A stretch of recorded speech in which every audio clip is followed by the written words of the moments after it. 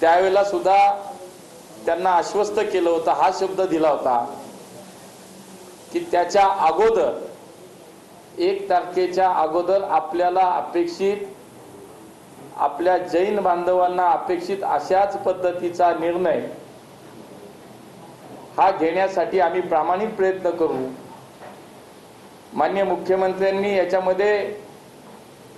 अत्यंत महत्त्वाची भूमिका निभावली। जैन बांधवांसोबत आपल्याला उभं राहायचंय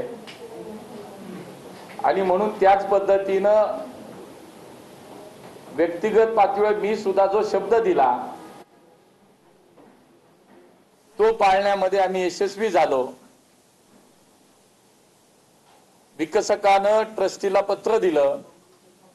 ट्रस्टीनं प्रस्ताव दाखल केला आणि आज धर्मादाय आयुक्तांनी त्याच्या संदर्भातला निर्णय दिला आणि हा व्यवहार रद्द झाला। ही सर्वांच्या दृष्टीनं अत्यंत समाधानाची बाब आहे आणि म्हणून मला असं वाटतं की ह्या सगळ्या बाबतीत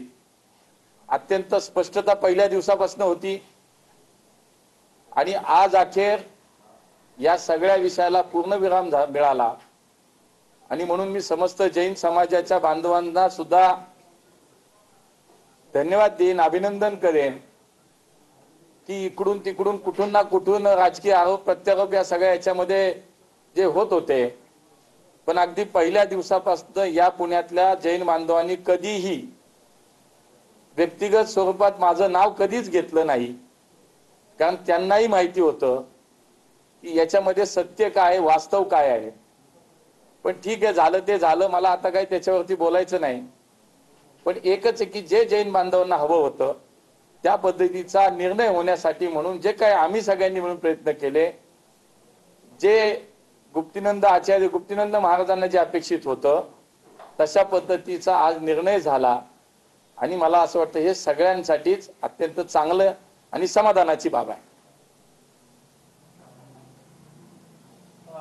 याच्यामध्ये तुम्ही म्हटलात की राजकीय आरोप प्रत्यारोप ते बाजूला जरी ठेवले तर हा व्यवहार रद्द होणं ही नामुष्की नाही। मला असं वाटतं की जैन समाजाची भावना लक्षात घेऊन सगळ्यांनी तो विचार केला की हा व्यवहार रद्द झाल्यानंच सगळ्यांचं समाधान होईल आणि म्हणून मला असं वाटतं की त्याच्याकडे आता वेगळं काही नजरेने पाहण्यापेक्षा जो एक संघर्ष निर्माण झाला,